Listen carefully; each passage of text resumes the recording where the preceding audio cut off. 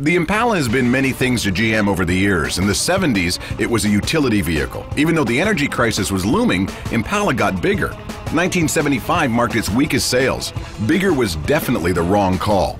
The scaled-down version of the 80s made fleet sales jump.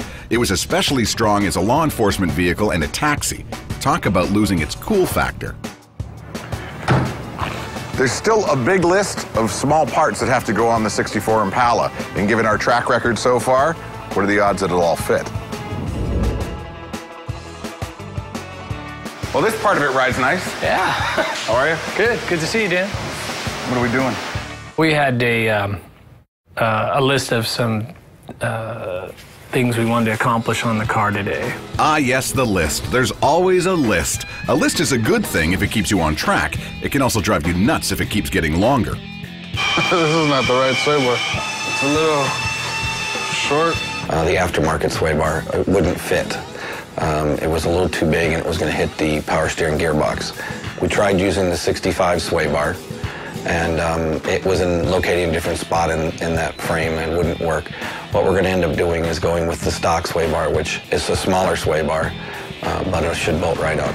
Okay, while the size and fit of the sway bar becomes the task for the high-minded, I get the call for taillight duty. Pots and lenses. Actually, I don't mind. This kind of nostalgia really works for me. Today, everything is so geared to functionality. Remember when nailing the year of a car was all about the taillights? Every change, bold or subtle, the taillights were guaranteed to change too. They said it all. Finding that little year stamp in the lens was like a carbon dating test. Some memories just speak for themselves. In this particular case, the seats are not available aftermarket.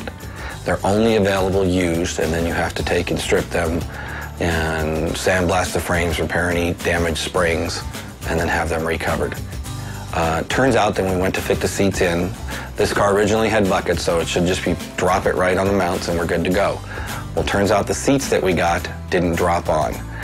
We don't know what they're from, but we know they're not from a 64. And I wanted to just quit today.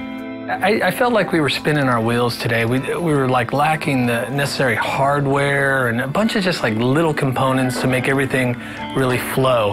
And it got really frustrating because the cars that we received, and not that it's Classic Industries' fault, they weren't complete. There wasn't enough hardware from those cars, so we almost have to go buy a third car now just to get some of the hardware and things that we need.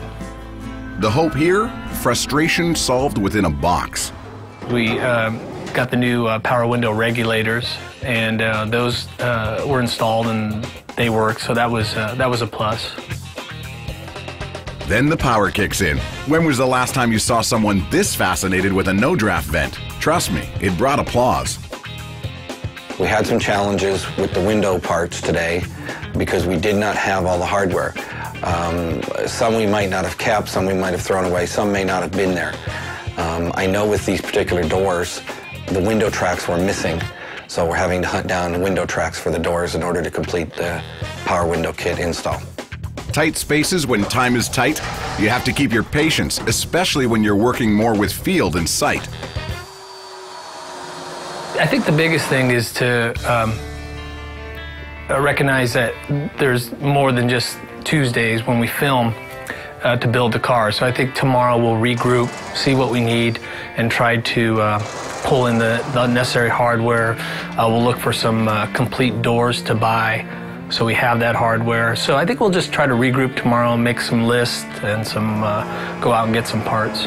As far as assembling the dash, we were able to put on the machine-turned faceplate and all the dash knobs, all the accessory knobs, the wiper knobs, the headlight knobs, the ignition switch, and test fit the ashtray in, which all went together really nice.